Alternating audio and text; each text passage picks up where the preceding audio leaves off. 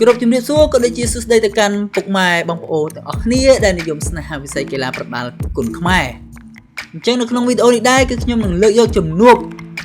រវាងកីឡាករកម្ពុជារបស់យើងពីររូបដែលត្រូវជួបគ្នាក្នុងពេលឆាប់នេះហើយនោះគឺកីឡាករកូរ៉េម៉ាក់ច័ន្ទរាជដែលត្រូវប៉ះគ្នាជាមួយនឹងកូនសិស្សលោកគ្រូពេជ្រសុផានគឺពេជ្រអាទិទេពអញ្ចឹងនៅក្នុងវីដេអូនេះគឺខ្ញុំនឹងលើកយកសមត្ថភាពរបស់ពួកគាត់ទាំងពីរដើម្បីមកវិភាគចែកជូនបងប្អូនទាំងអស់គ្នាអញ្ចឹងតើតើជាមួយនឹងកីឡាករកូរ៉េម៉ាក់ច័ន្ទរាជក្រោយពីធ្វើការធ្ងន់នៅជប៉ុនហើយគឺត្រូវមកប៉ះជាមួយនឹងពេជ្រអាទិទេពទៀតអញ្ចឹងការប្រកួតរបស់គាត់គឺនៅពេលដែលគាត់ទៅប្រកួតនៅជប៉ុនប៉ះជាមួយនឹងកីឡាករជប៉ុនហើយទៅគាត់មកក្នុងប្រទេសកម្ពុជាវិញគឺគាត់ប៉ះជាមួយនឹងអាទិទេពពេលក្រោយណាមិនមែនប្រកួតមុនទេសូមបញ្ជាក់អញ្ចឹងខ្ញុំសូមលើកសមត្ថភាពរបស់កូរ៉េម៉ាក់ច័ន្ទរាជយកមកវិភាគចែកជូនបងប្អូនអរគ្នាចំពោះកីឡាករកូរ៉េម៉ាក់ច័ន្ទរាជគឺជាកីឡាករល្អគ្រប់គ្រឿងមានស្នៀតមានក្បាច់មានទាត់មានជង្គង់កែងមួយកំភ្លេរបស់គាត់ណាល្អប៉ុន្តែអ្វីដែលគាត់ខ្វះខាតគឺភាព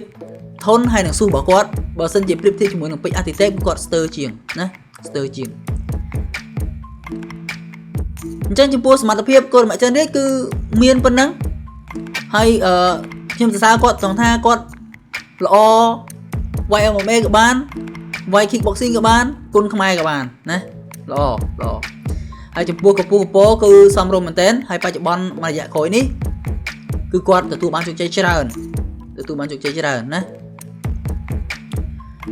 តោះអញ្ចឹងយើងចូលដល់វិភាគទៅលើកីឡាករពេជ្រអាទិទេពយើងដឹងហើយកូនសិស្សលោកគ្រូពេជ្រសុផាន់មួយណាក៏ធន់មួយណាក៏ដៃធ្ងន់ដែរណាលេខសើចអត់បានទេជាមួយនឹងក្លឹបលោកគ្រូពេជ្រសុផាន់កូនសិស្សមួយណាចេញមកគឺស្ទើរតែគេហៅថាមានសមត្ថភាពពេញលេញក្នុងការឡើងសាវៀនណាប៉ុន្តែទោះតែម្យ៉ាងគឺអត់សូវមានក្បាច់ច្រើនគាត់អត់សូវមានក្បាច់ច្រើនកូនសិស្សគាត់មួយណាក៏ចឹងប៉ុន្តែវាជាការវឹកហាត់តាមក្លឹបរៀងៗខ្លួនទេណាគ្រាន់តែថាកូនសិស្សលោកគ្រូពេជ្រសុផាន់ភាគច្រើនគឺអញ្ចឹងគឺគាត់ល្អដៃហើយជាមួយនឹងភាពធន់ហើយនឹងស៊ូណាគឺល្អប៉ុណ្ណឹងចំពោះសមត្ថភាពគឺខ្ញុំគិតថាពេជ្រអាទិទេពស្ទើរក្បាច់ជាងកូរ៉េម៉ាក់ច័ន្ទរាជប៉ុន្តែល្អដៃជាងកូរ៉េម៉ាក់ច័ន្ទរាជហើយនឹងធន់ជាងកូរ៉េម៉ាក់ច័ន្ទរាជណាធន់ជាងអញ្ចឹងគូនេះគឺខ្ញុំវិភាគថា50-50គឺខ្ញុំឲ្យទៅលើកូរ៉េម៉ាក់ច័ន្ទរាជ50ពេជ្រអាទិទេព50ប៉ុន្តែវាពិបាកដែរណាយើងល្អក្បាច់តែបើមិនជាគេបុកមកពេកគឺក្បាច់អត់ចេញទេយើងអាចស្លប់ក៏ថាបានដែរហើយគូនេះបើខ្ញុំទាយមើលគឺអាចនឹងស្លប់ប៉ុន្តែមិនដឹងថាស្លប់ទឹកណាទេយើងអត់ដឹងទេណាអត់ដឹងទេហើយបើសិនជាស្លប់ខ្ញុំគិតថាកូរ៉េម៉ាក់ច័ន្ទរាជអាចនឹងស្លប់បះពេជ្រអាទិទេពបើសិនជាបើពេជ្រអាទិទេពគឺអត់អាចស្លប់ទេដោយសារតែពេជ្រអាទិទេពបើយើងគិតទៅខ្ញុំវិភាគណាខ្សោយក្បាលពោះអញ្ចឹងពេជ្រអាទិទេពបើសិនជាប៉ះកីឡាករដែលគេវាយជង្គង់ណាគេវាយជង្គង់ក្នុងដេកបើគេហ្មងជាក់ស្ដែងប្រកួត1ហាន2គឺអញ្ចឹងណាប្រកួត1ហាន2អញ្ចឹងប្រកួតជាមួយនឹងយ៉ាស៊ីនក៏អញ្ចឹងដែរបានកយ៉ាស៊ីនក៏អញ្ចឹងដែរដូចគ្នាពេលដែលវាយគេអត់ទៅហើយគេចាប់វាយជង្គង់គឺពេជ្រអាទិទេពគឺគាំងតែម្ដងណាគាំងម៉ាស៊ីនធ្វើអីគេលេងចេញ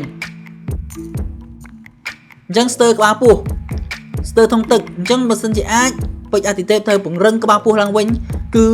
ល្អហើយឲ្យតែថាក្បាលពោះគឺរឹងគឺល្អអាទិទេពអាចអង្រួនសាវៀនកាន់តែខ្លាំងថែមទៀតណាខ្ញុំគិតតែប៉ុណ្្នឹងអានេះចំពោះការវិភាគរបស់ខ្ញុំណាចំពោះជើង